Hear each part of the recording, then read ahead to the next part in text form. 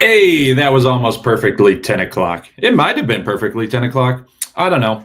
It's Tuesday. It's 10 a.m. Let's have some coffee and conversations. I've got mine.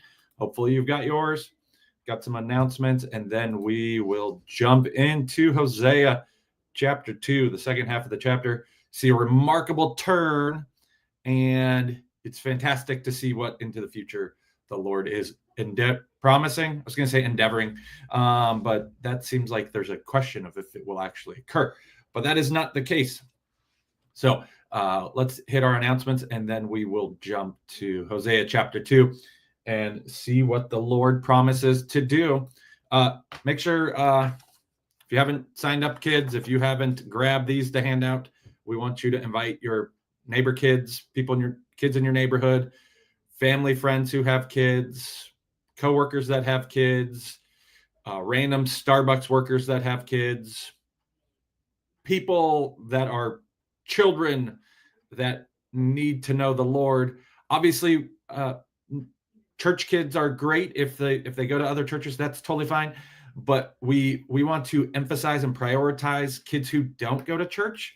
We want our own church kids to come because it's a great way for them to learn to love the Lord. But we really want to view this as both a evangelistic and discipleship opportunity. So try and find and think about kids that you know that their families don't know the Lord, that don't come to church. You could change an entire family trajectory by inviting them to this, and they responding and coming, and the kids coming to know the Lord. And then hopefully they ask to keep coming back, and their parents come to the church and hear the things that the Lord is doing, and they get saved. Friends, can you think of the outcome that could happen just by giving one invite? There's the possibility for entire generations of households to be changed. Return on investment. It's worthwhile doing these things. Okay. By way of that, we have Church Camp Out coming out in August, and I think we still have some spots. I need to confirm with Shannon. But if you haven't signed up yet and you want to participate, you can reach out to me, and then I can ask them about it, and we can figure out if you can go, or we can find you someone else you can share a spot with. Some of those spots are bigger and people have space, so that often happens. At the end of this month is Simply Saturday. Ladies, we hope that you'll plan to come. It'll be a great time of fellowship and ministering to one another and building relationship. If you are a mom and you have kids and you need help with childcare, you need to sign up online. So they have childcare provided. It will be available if people ask for it. So make sure to sign up for that.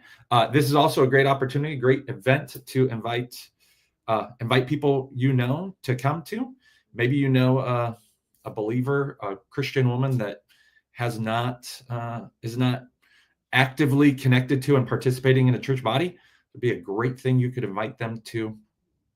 Maybe you know someone who's kind of wandered off and they haven't been as available or present to the body as of late. Another great thing you can invite them to. Oh, yeah. And then lastly, on my personal Facebook page, Allison mentioned that she needed to make sure that they got some extra Gospel of John's to be able to keep with them for if they had the opportunity to share the gospel with someone, or just maybe even just give someone a Bible or whatnot. And so in the hallway, back that way, we have those cubed organizers. And on top of one of them is a bunch of evangelism resources. We have these little pocket New Testaments, Psalms, and Proverbs. They are actually the little Gideon ones, but they don't say Gideon on them because a Gideon rule is that if it's not being handed out by a Gideon, it can't say Gideon on it, but it's the exact same thing that the Gideons hand out. We get these from the Gideons, and it's a great resource to be able to hand out as well. And then this is just a copy of the Gospel of John, and it has little tiny, it's small text. Oh, that doesn't work very well, does it? It has little like notes like someone was writing in it. These are meant for high school students to hand out to their friends, but we have these. We gave them to the youth to hand out to their friends at previous times. And so this would be a great resource if you want to grab these. We have these. And then we have a plethora of Bible tracts that you could grab. This one's a great one on if someone's going up. This one is a great one. Sorry, I confused myself. This one's a great one if someone's going through a tough time. And then this one is a great one to work through to consider which way do you want to live by? There are two ways to live.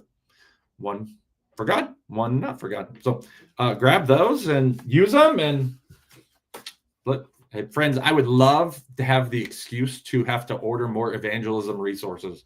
So grab them, make use of them, hand them out. As my father-in-law used to say, I'll care about trees and wasting paper when trees have souls. Trees do not have souls. Trees will never have souls because souls are from God. So let's metaphorically waste some paper, not by throwing it in the trash, but by giving it to someone. And if they throw it in the trash, that's between them and him. So grab some of those and use them, hand them out, put them in your purse, put them in your backpack, keep them in your car, do something with them to be able to encourage someone to come to know the Lord. All right, let's jump into Hosea chapter 2 and see what the Lord promises. Now, if you remember at the end of verse 13, he's again laying out the case against. I did something. Okay. He's laying out the case against Israel. He's saying, you forgot me. You went after her lover. She was unfaithful. This wife of God's was unfaithful to him. And her name is Israel. The people of God were not faithful. And it says, I will punish her. Right? It automatically puts it onto that thing. And I forget every week to go and switch back to the pen. It says, I will punish her. He's going to bring punishment for their infidelity, for their unfaithfulness to the covenant that he made with them, that they agreed to abide by. If you go back to the Old Testament, we're in the Old Testament. If you go back to the Pentateuch, Israel is presented the covenant and presented the blessings and curses, and they say, we will follow this covenant. The covenant is reaffirmed at other moments throughout the time of Joshua. It's reaffirmed at other moments, and they agree to abide by it, but they prove to be unfaithful. They go after the Baals, and Baal is the god of. Baal is the god of like storms and water and rain and all those things, which is really fascinating. I was just reading in First Kings where Elijah confronts the prophets of Baal. God is setting up this royal rumble, so to speak, by preventing water, preventing rain. There's a drought for 3 years. It's setting the stage for this giant battle because Ahab and Jezebel, they worship the god Baal, the storm god, the god who would bring rain, and that storm god is proving to be impotent when compared to Yahweh, because if your God is the God of storms and you're not getting any storms, what's that say? There's someone stronger, or your God isn't actually a God. And then Elijah goes up on the mount and they call the prophets of Baal, and they say, well, who will send fire? Well, Elijah says it's going to be God, and the prophets of Baal say, well, we'll put this to the test and we'll see who shows up. And when it says fire, what do storms have? They have lightning, and Baal doesn't show up. And Elijah mockingly says, he must be relieving himself. He must be taking a nap. He must be too tired. He must be in the bathroom. He's indisposed. And they doesn't show up. And Elijah says, okay, let's douse this thing with water. And then he says, let's douse it again. And let's douse it again. And it is utterly covered in water, which when you think of in the period of a drought of 3 years where there's no water around, the sacrifice that in and of itself, that would have been the audacity to just pour water on it is astounding, and it's part of the offering, so to speak. And Elijah prays, and God sends fire. It says fire, but it's probably lightning that then catches the thing on fire and consumes everything. Elijah was putting on display that God is more powerful than Baal. Yahweh is incomparable when you think of who he is and what he is capable of. So it's just fascinating battle royale where it just shows the impotence of Baal. Anyhow, that's a total aside, and I was not intending to go there, but Israel was worshiping this other God that was incapable of actually doing things. So the foolishness of it. And they forgot the Lord.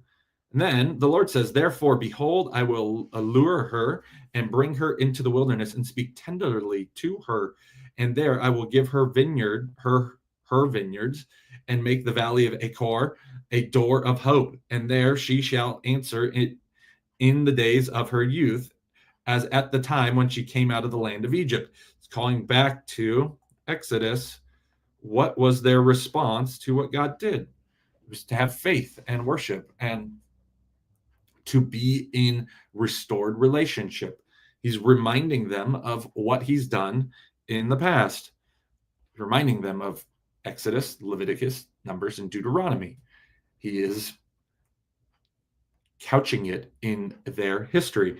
And in that day, the day to come in the future, declares the Lord, declares Yahweh, you will call me my husband, and no longer will you call me my Baal. For I will remove the names of Baal from her mouth, and they shall be remembered by name no more. And I will make for them a covenant on that day with the beasts of the field and the birds of heavens and the creeping things on the ground. And I will abolish the bow, the sword, and war from the land, and I will make you lie down in safety. And I will betroth you to me forever. I will betroth you to me in righteousness and in justice, in steadfast love and mercy. I will betroth you to me in faithfulness, and you shall know Yahweh. It's really interesting to think about how God used the exile to refine Israel and prepare Israel for Jesus to come. Israel went into exile. Judah went into exile because of idolatry and worship of other things. When they come back, they don't deal with idolatry of that sort anymore. They are strictly monotheist when they return to the land.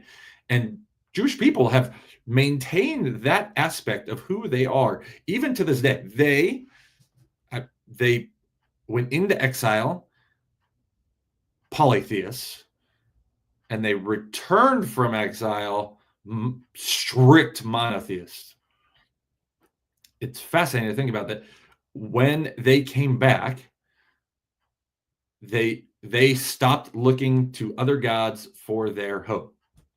Now they've made mistakes in their rejecting of Christ. So they don't have salvation because salvation is only in Jesus. But the Jewish people have maintained a strict monotheism since the return from exile. They didn't deal with it. They didn't struggle with the polytheism that they did prior to that. Now, he will make a covenant with them on that day, with the beasts of the field, the birds of the heavens, the creeping things on the ground, and I will abolish the bow, the sword, and war from the land, and I'll make you lie down in safety. Some of those things, when we think of prophetic utterances, some of them have kind of multiple points of fulfillment. This aspect that Israel has not, in its return from exile, experienced this kind of peace. This kind of peace is the type that will come one day when Christ returns at the second coming and makes everything right and rules over all the nations. That's when this type of peace will come. And I will betroth you to me forever. I will betroth you to me in righteousness, in justice, in steadfast love, and mercy. One of the commentaries or study Bibles noted that those are kind of four characteristics of God that are kind of repeatedly mentioned of who he is throughout the Old Testament. And that's God acts in righteousness. God acts in justice. He acts in steadfast love and in mercy, and will betroth you to me in faithfulness, and you shall know Yahweh. The people will know who God is and what he has done. And in that day I will answer, declares the Lord. I will answer the heavens, and they shall answer the earth. And the earth shall answer the grain, the wine, and the oil, and they shall answer Jezreel. And I will sow for her I will sow her for myself in the land, and I will have mercy on no mercy. And I will say to not my people, you are my people. And he shall say, you are my God. So this whole thing is picturing this restoration of relationship.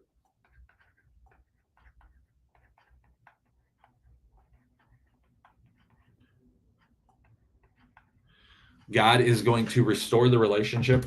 And notice that it's I will, and they shall. It's God acts and the people respond.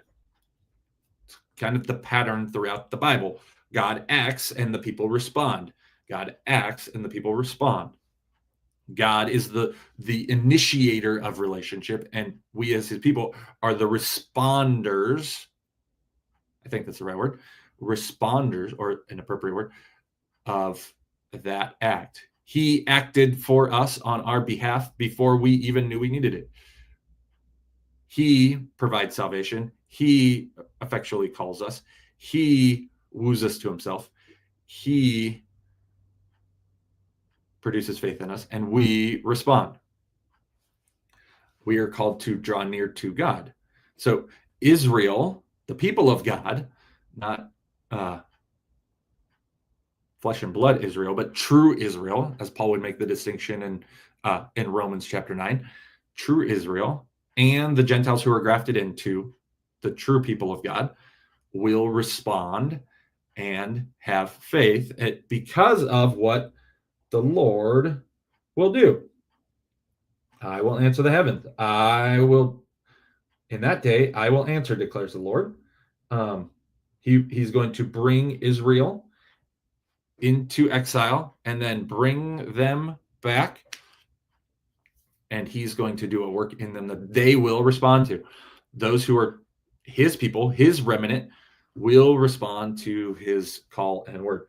So, friends, I think this should really encourage us that he was faithful to lead Israel to a place where they would learn to depend and trust on him. And he would use that discipline, that exile, to refine them and make them into the people that he wanted them to be. And he is the initiator. He is the one who brings it about. And so we can walk faithfully. And if we walk faithfully with him, we don't have to worry about discipline. But we also know that even in the moments where we experience discipline, it's because he loves us and he wants to do what is good for us. If you go back to that, it says in righteousness, in justice, in steadfast love, and in mercy.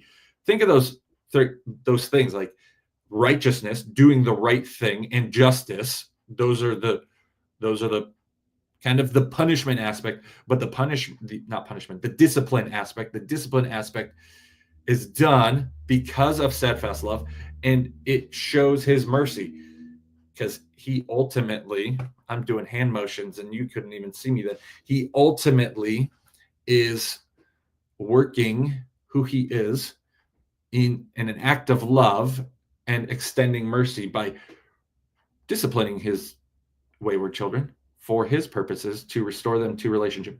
God's discipline is always purposeful. It's always with the purpose of restored relationship. And so when we experience it, we need to say to ourselves, what is going on that the Lord wants me to know?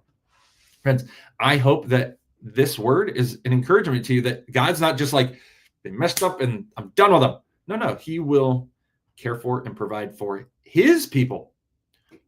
Question is are we his people? We know certain things by his word that reveal to us that we're his people. You could go back and watch that whole series we did through 1 John, where we looked at God's means of knowing if we're his people. And there's a variety of means we can help use to discern those things. So, and one of the ways we know we're his people is if he disciplines us.